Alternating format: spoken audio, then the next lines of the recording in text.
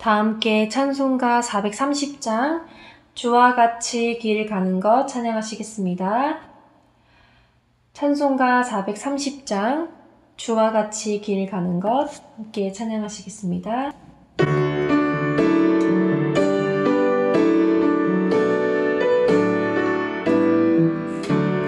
주와 같이 길 가는 것 즐거운 일 아닌가. 우리 주님 걸어가신 발자취를 밟겠네. 한 걸음 한 걸음 주 예수와 함께 날마다 우리 걸어가리. 어린아이 같은 우리 미련하고 약하나 주의 손에 이끌리어 생명길로 가겠네. 한 걸음 한 걸음 주 예수와 함께 날마다 우리 걸어가리. 꽃이 피는 들판이나 험한 골짜기라도 주가 인도하는 대로 주와 같이 가겠네. 한 걸음 한 걸음 주 예수와 함께 날마다 우리 걸어가리. 옛 선지자의 녹같이 우리들도 천국에 들려 올라갈 때까지 주와 같이 걷겠네. 한 걸음 한 걸음 주 예수와 함께 날마다 우리 걸어가리. 한 걸음 한 걸음 주 예수와 함께 날마다 우리 걸어가리.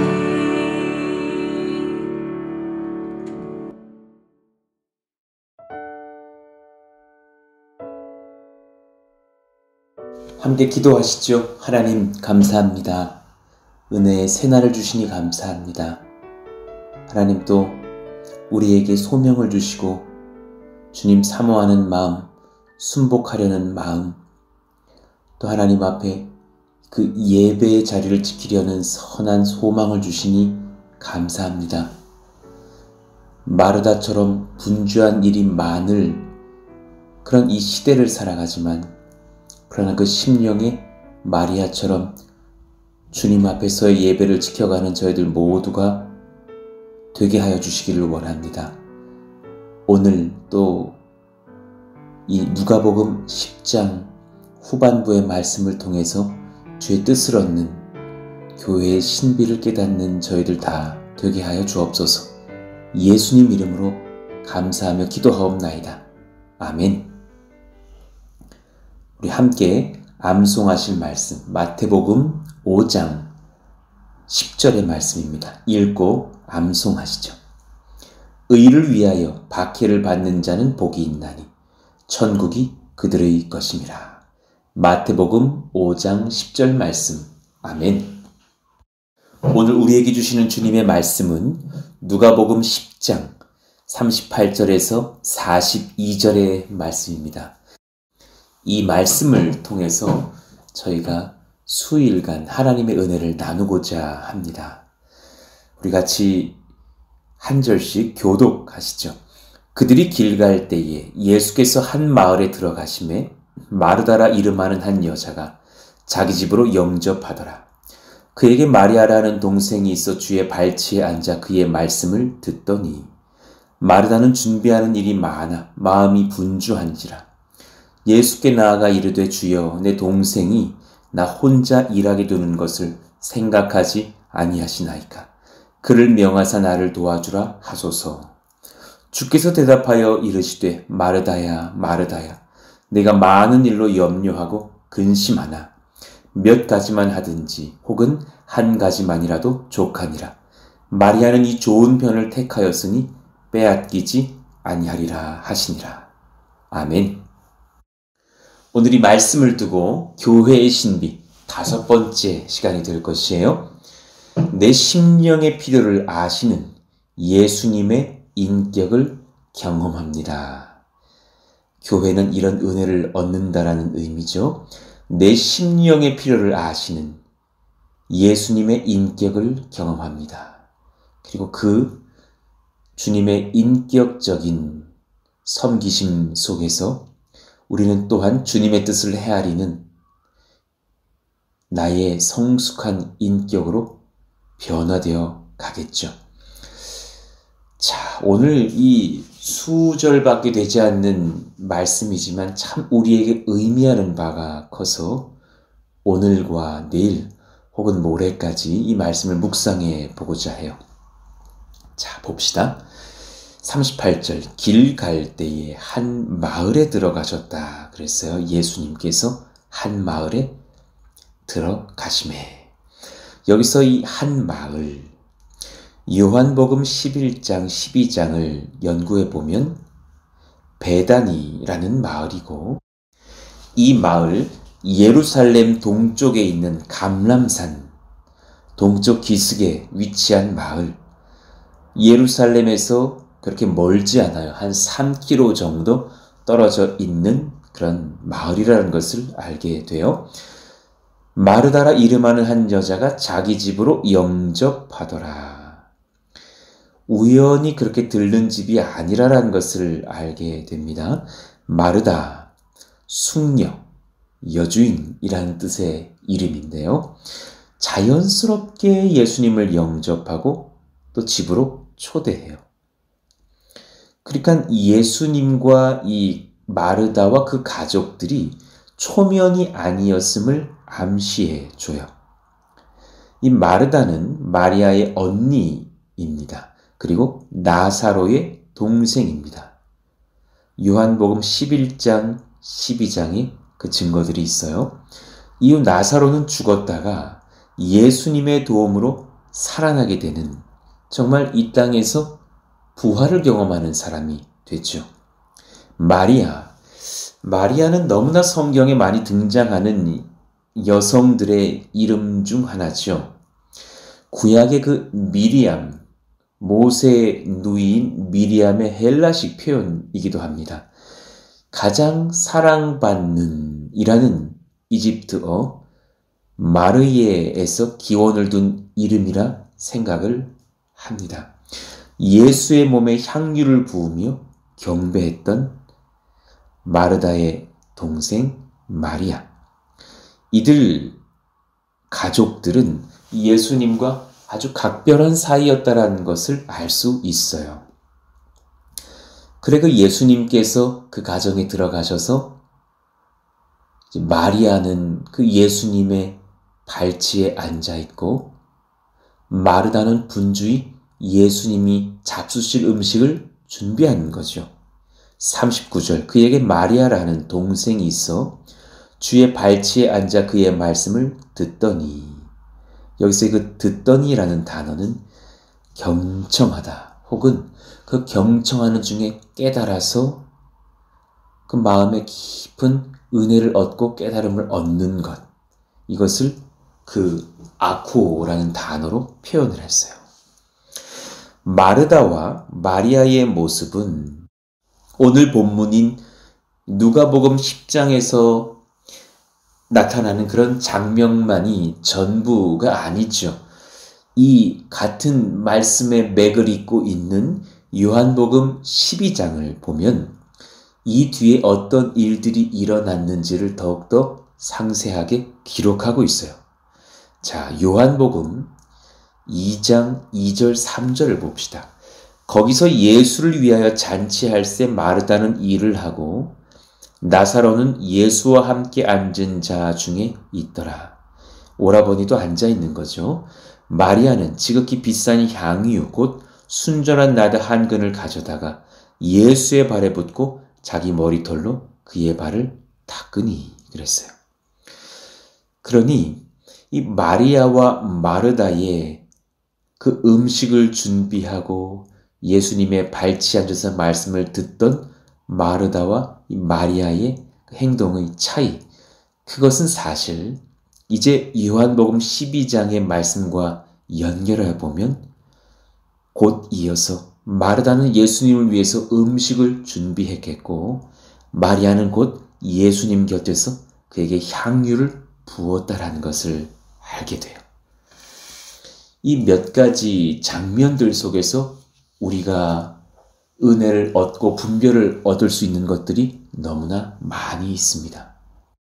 마리아가 예수님의 발치에 앉아 있었다 그랬죠. 거기서의 그 단어, 앉아라는 그 단어는 제자가 스승의 발치에 앉아서 교훈을 듣는 그 태도를 묘사하는 표현이에요. 곁에 앉아서 상대방의 말을 듣고 있는 그런 자세. 마리아가 마치 학생이 되어 스승에게 가르침을 받듯이 예수님의 진리의 말씀에 매료되어서 그 말씀을 듣는 것에 매우 즐거움과 기쁨과 열심이 있었음을 의미해요. 또 사소한 표현이지만 마리아의 태도를 묘사한 듣더니라는 그 단어의 문법적인 그런 연구를 해보면 어려운 얘기지만 미완료 능동태라고 하는데요. 계속 진행이 되고 있는 적극적인 행동, 다른 일에 관심을 돌리지 않은 채 열심히 지속적으로 주의 말씀을 듣더니, 듣더라, 경청하였다, 이런 표현이라는 것을 알 수 있어요. 이 마리아를 가리켜서 예수님 발 아래 여인이라고 별명이 있어요. 발 아래 여인 혹은 예수님 발치의 여인, 이런 별명이요. 그 이유는 그 마리아가 예수님 발 아래서 주님 말씀을 열심히 경청했고 오늘 본문 39절처럼요. 또 죽은 오라비를 위해서 예수의 발 아래 엎드려 간구했고 요한복음 11장에 등장해요. 또 예수님의 발 아래 앉아 그에게 향유를 부었기 때문입니다. 요한복음 12장에 등장하죠. 그러니 이 마리아는 예수님의 발치에서 말씀을 듣고 간구도 하고 또 귀한 것을 드리기도 하면서 예배했던 참 예배자의 본이 되는 모습을 보여줘요. 여러분은 예수님의 어디에 앉아 계십니까? 혹시 머리 위에 앉아 계시지는 않습니까? 혹은 너무 멀리 예수님과 소원해져서 주님이 눈앞에 안 보이시나요? 혹은 마리아처럼 예수님의 발치에 앉아 예배하고 간구하고 또 말씀을 듣고 계십니까? 자, 오늘 말씀 안에서 우리는 또 여러 가지를 묵상할 수 있으나 그것은 또 내일 이어서 또 말씀을 나누기로 하고 예수님의 인격성을 배워요. 우리 예수님이 얼마나 인격적이신지. 우리 오늘 이 말씀을 또 받으면서도 수일 전에 주일의 말씀이 떠오릅니다. 주님의 인격성과 그 주도성을 우리가 알고 지혜롭게 예수님 앞에서 예배하는 백성 되어야 한다는 거죠. 인격적이신 주님이 또한 그분의 주도성을 가지고 우리를 부르실 때는 담대하게 주님 앞에 아멘 해될 줄로 알고 그 아멘 이후에는 또 다른 주님의 인격적인 인도와 도우심을 여러분 경험하게 될 것입니다. 자, 예수님의 인격성, 그 중심에는 각 사람의 필요를 아시고 채우시는 그 주님의 사랑이 있어요. 각 사람의 필요를 아시고 이해하시고 배려하시고 또 채우시는 그 아버지의 마음, 사랑하는 신랑의 마음이 있어요. 예수님의 분별력이 얼마나 탁월하시게요. 영적 가치를 예수님께서는 육적 가치보다 귀히 여기셔요. 그래서 아무리 육적으로 풍성하더라도 그 심령의 영혼이 가난한 것, 행복을 누릴 수 없는 것을 아시면 그를 인격적으로 도우십니다. 예수님께서 그렇게 분별하시며 인도하셔요. 영적 가치는 여러분 모든 육적 가치보다 귀합니다. 지금 저는 육적 가치가 중요하지 않다고 말하는 것 아닙니다. 그러나 아무리 그냥 큰 돈과 권세를 갖고 있는 사람들이라도 영적으로 피폐한 자들의 삶은 비참합니다. 제가 보지는 못했으나 최근에 인기 있는 드라마 펜트하우스인가요? 그런 부유한 권력자들의 아픈 사연들이 많이 등장한다는데 그런 삶이 아니겠습니까? 그러나 예수님은 동시에 육적인 필요도 채워주셔요. 그 육적인 필요를 쓸데없는 소리 하지 마라. 너가 지금 정신을 못 차렸다 하시면서 꾸중하고 무시하시지 않으세요. 이 부분이 우리에게 우리의 연약한 인성 속에서 무시할 수 없는 영역임을 아시고 또한 채우시고 인도하십니다. 그러니 오늘 말씀 안에서 마리아와 마르다를 각각 그 영혼의 필요를 아시고 그 사람의 성향을 아시고 그 사람 각자를 인격적으로 대하시는 예수님의 배려와 지혜를 사랑을 봐요. 마리아는 지금 그 영혼에 말씀이 부어져야 한다라는 사실을 예수님이 아셨어요. 그는 예수님께 이후에 향유를 부으면서 예수님의 그 십자가 죽으심과 부활을 먼저 예비하는 예배를 드릴 사람이에요. 그에게는 예수님의 말씀이 그 심령에 가득히 채워져야 했고 또한 그 말씀을 듣는 중에 예수께서 우리를 위하여 어떤 일을 담당하시고자 오셨는지 그분이 우리를 위해서 어떤 죽으심과 부활을 경험해야 할지를 들었을 거예요. 그 말씀 안에서 그는 예수님께 그런 귀한 향유를 부으며 자신의 머리털로 그 발을 닦는 예배를 드리게 되는 것이죠. 이와는 달리 마르다는 주님을 극진히 대접하여 섬기고 싶어 합니다. 그것조차도 무시하시지 않으세요. 그렇게 할 수 있도록 두십니다. 그러나 그 중심에도 분별의 지혜를 또 마르다에게도 심어주세요. 41절 주께서 대답하여 이르시되 마르다야 마르다야 네가 많은 일로 염려하고 근심하나 몇 가지만 하든지 혹은 한 가지만이라도 족하니라.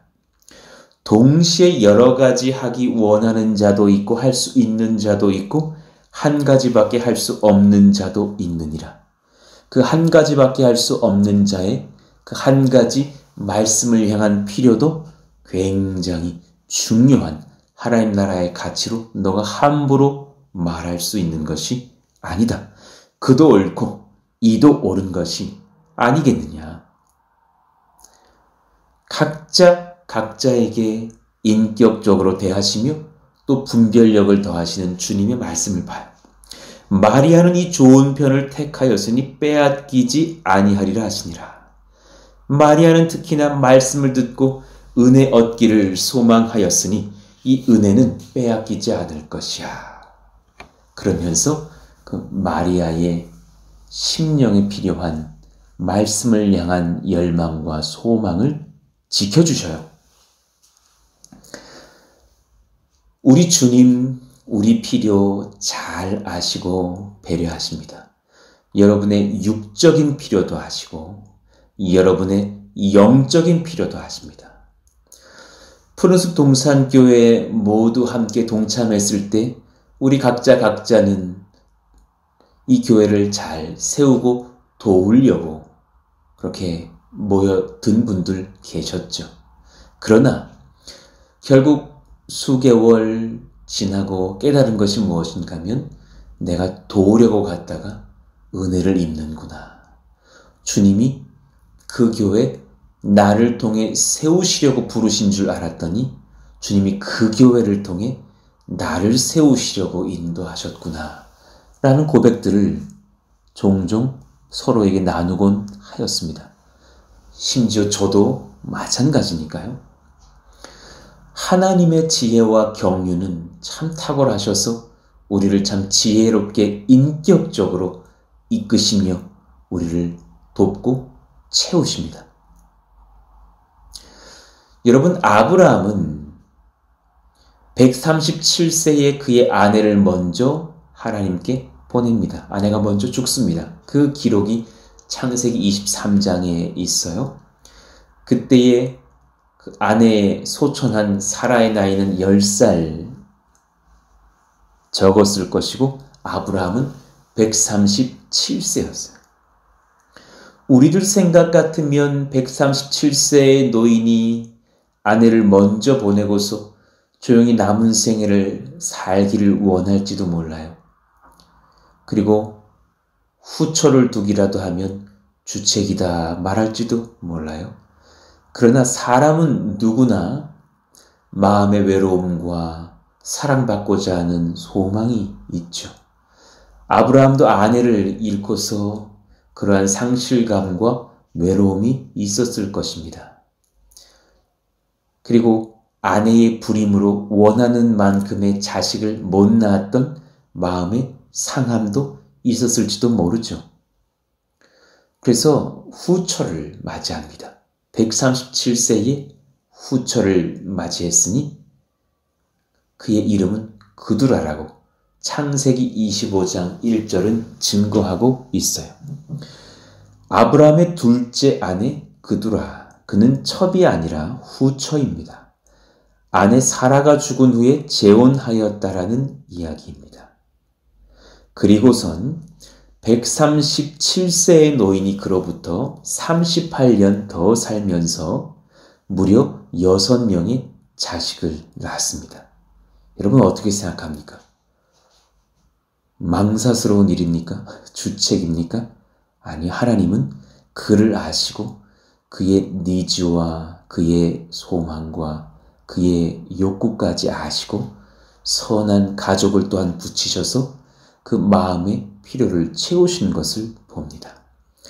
창세기 25장 2절에서 7절, 그가 시므란과 욕산과 무단과 미드안과 이스박과 수아를 낳고 6자녀를 낳았죠. 그리고 그 족보가 또한 기록되어 욕산은 스바와 드단을 낳았으며 드단의 자손은 아수르 족속과 르두시 족속과 룸미 족속이며 미디안의 아들은 에바와 에벨과 하녹과 아비다와 엘다아이니 다 그두라의 자손이었더라. 아브라함이 이삭에게 자기의 모든 소유를 주었고 자기 서자들에게도 재산을 주어 자기 생전에 그들로 하여금 자기 아들 이삭을 떠나 동방 곧 동쪽 땅으로 가게 하였더라. 아브라함의 향년이 175세라. 그리고 아브라함은 죽습니다. 아브라함은 이삭을 통해서 하나님께서 하나님 나라 역사의 계보를 이어가신다는 것을 분명히 알고 있어서 그가 죽기 전에 그가 후에 낳은 아들들이 이삭과 함께 거하며 그를 영적으로 어렵게 하지 않도록 다른 지역으로 파송을 하죠. 그러나 그가 그렇게 홀로 있지 못하고 아내를 두고 자식을 낳기를 원했던 그 마음의 소망을 주님께서 온전히 아시고 그렇게 인도하신 것을 봅니다. 하나님이 이런 아브라함의 노년을 보고 인내심 없다고 하실까요? 아니, 노인이 경건치 못하다고 하실까요? 안 그러셨어요. 그를 온전히 이해하시고 배려하시고 그 은혜를 사실 미리 약속해 놓으셨어요. 하나님은 그가 이런 삶들을 살게 될 거라는 사실을 이미 알고 99세 때 예언해 두셨어요. 창세기 17장 4절에서 6절 보라 내 언약이 너와 함께 있으니 너는 여러 민족의 아버지가 될지라. 분명히 여러 민족의 아버지가 될 것이라고 선포해 놓으셨어요. 그러니 오늘 이 그두라가 낳은 자녀들 속에서 아수르도 나오고 르두시도 나오고 룸미도 나오고 미디안도 나오고 하는 여러 후손들, 족속들, 민족들이 나오죠. 너는 여러 민족의 아버지가 될지라. 단지 이삭만 낳게 하실 것이라면 이 예언의 표현을 달리 하셨을 거예요. 그러나 주님은 이미 그렇게 아시고 예언해 두셨어요. 이제후로는 내 이름을 아브람이라 하지 아니하고 아브람이라 하리니 이는 내가 너를 여러 민족의 아버지가 되게 함이니라. 내가 너를 심히 번성하게 하리니 내가 네게서 민족들이 나게 하며 왕들이 네게로부터 나오리라. 하나님은 우리의 필요를 아셔요. 우리의 그 마음의 공허함과 갈급과 기갈함을 아셔요. 그러나 한 가지 더 고민해 볼 것이 있어요. 역대상 1장 32절 이후에도 동일한 그런 성경에 아브라함의 후처가 낳은 후손들, 자손들이 적혀져 있는데요. 보시죠. 아브라함의 소실, 그두라가 낳은 자손은 시므란과 욕산과 무단과 미디안과 이스박과 수아요. 욕산의 자손은 스바와 드단이요. 미디안의 자손은 에바와 에벨과 하녹과 아비다와 엘다아니. 그리고 이들은 모두 아브라함의 자손들이라 표현하지 않았어요. 놀랍게도 그 후처의 이름을 언급하면서 그두라의 자손들이라고 하셨어요.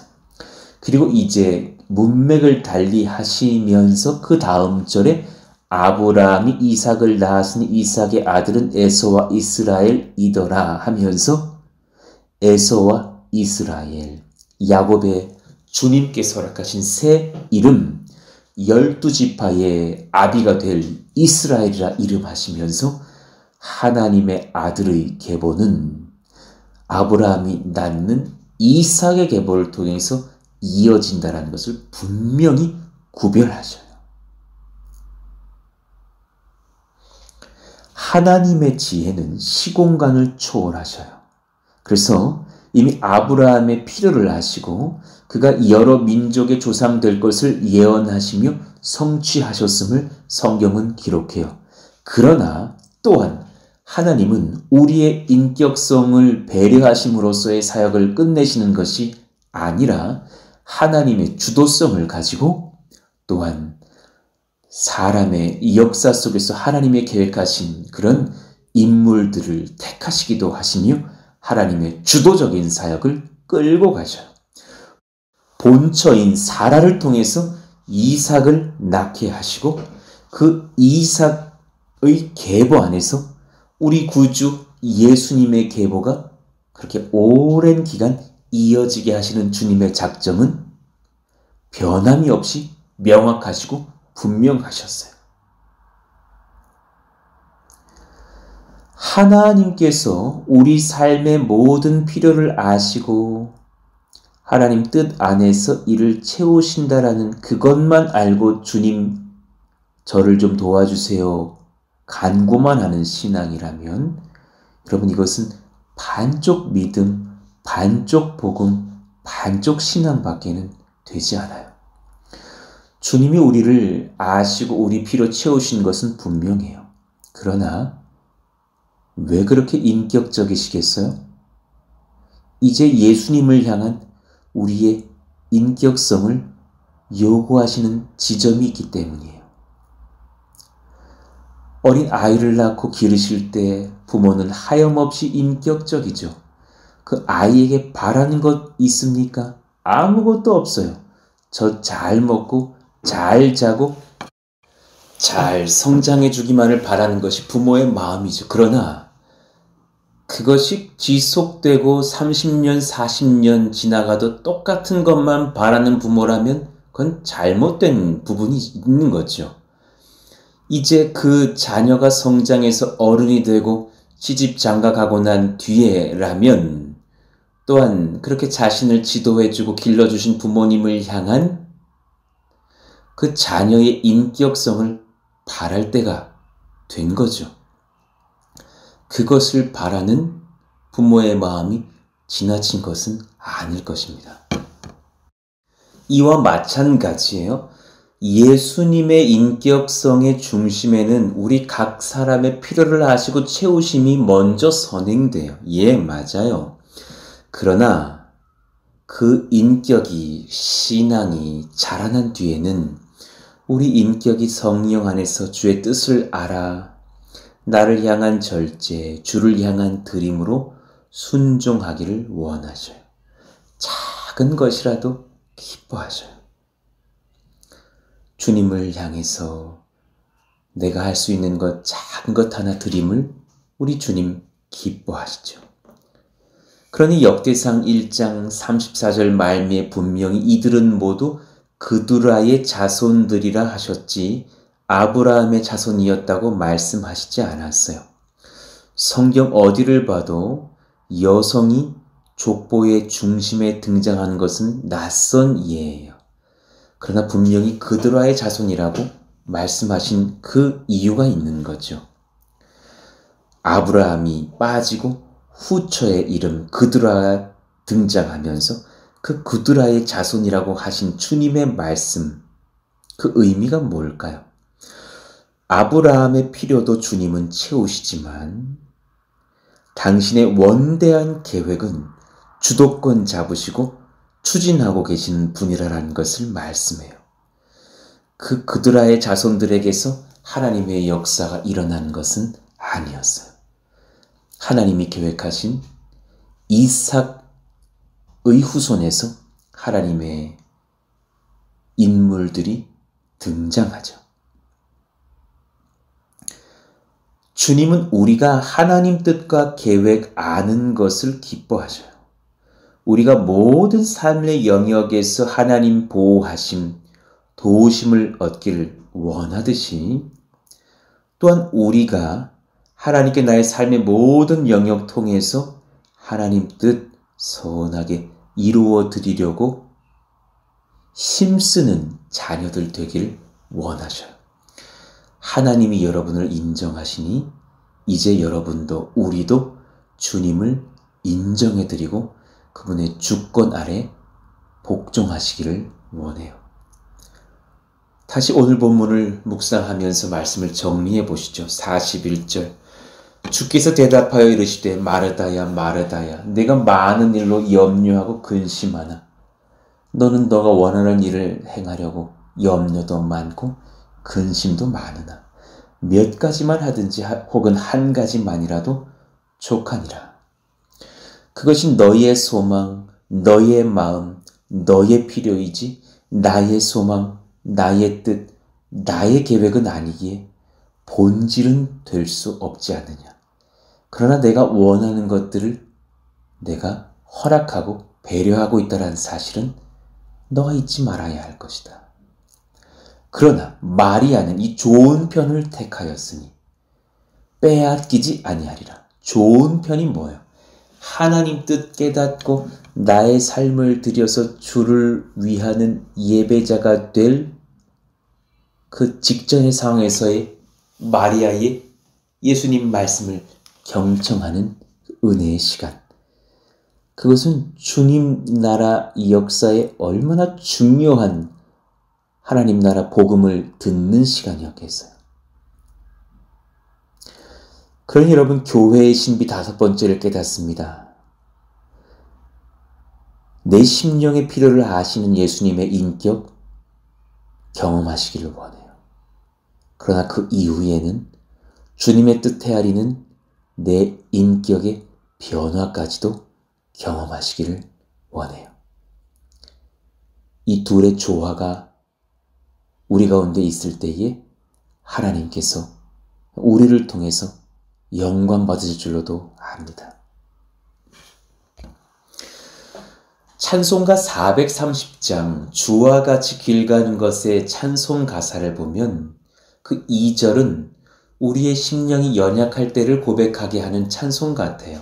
어린아이 같은 우리 미련하고 약하나 주의 손에 이끌리어 생명길로 가겠네. 이때는 주님께서 우리를 얼마나 인격적으로 배려하시고 인도하실까.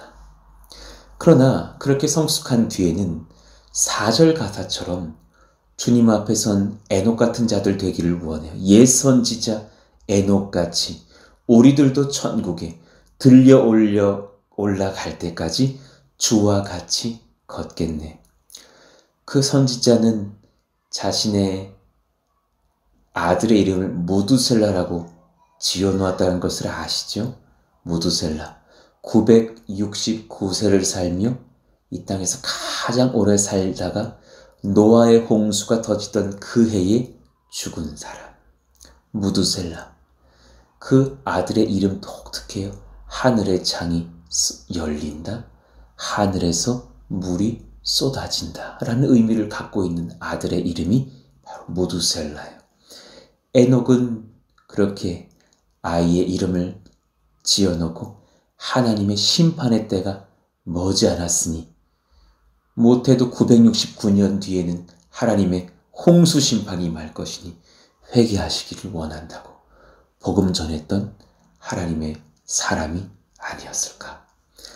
그 옛 선지자 에녹같이 우리들도 천국에 들려 올라갈 때까지 이제 주의 마음 헤아리면서 주님 앞에 나의 인격성을 드리는 심령으로 성장해가는 우리 모두가 되기를 원합니다. 우리 같이 이 찬양 2절, 4절 찬양하고 기도하시죠. 어린아이 같은 우리 미련하고 약하나 주의 손에 이끌리어 생명길로 가겠네. 한 걸음 한 걸음 주 예수와 함께 날마다 우리 걸어가리. 옛 선지자 에녹같이 우리들도 천국에 들려 올라갈 때까지 주와 같이 걷겠네. 한 걸음 한 걸음 주 예수와 함께 날마다 우리 걸어가리. 아멘. 주님께서 우리의 심령의 필요를 아십니다. 그 인격 경험하시기를 원합니다. 또한 주님의 뜻을 헤아리는 우리 성숙한 인격도 되시기를 원합니다. 이 지혜가 우리 가운데 임하게 하여 주시옵소서. 오늘 말씀을 기억하시면서 또 오늘의 요일의 말씀도 같이 살펴보시면서 뜨겁게 주여 부르시고 기도합니다. 주여! 하나님 감사합니다. 하나님, 주님께서 우리에게 인격적이신 것을 압니다. 마르다의 필요를 아시고 마리아의 필요를 아시고 아브라함의 필요를 아시고 저희의 필요를 아시는 주님의 인격적인 사랑과 베푸심을 찬송합니다. 또한 이제 우리가 그 사랑 받고 또한 받을 것이니 저의 인격성을 주님께 드려 주의 필요와 주의 뜻과 주의 말씀을 성취해 갈 수 있는 작은 순종으로 주님을 위해 사는 하나님 앞에 순종하는 백성 되게 하여 주시옵소서.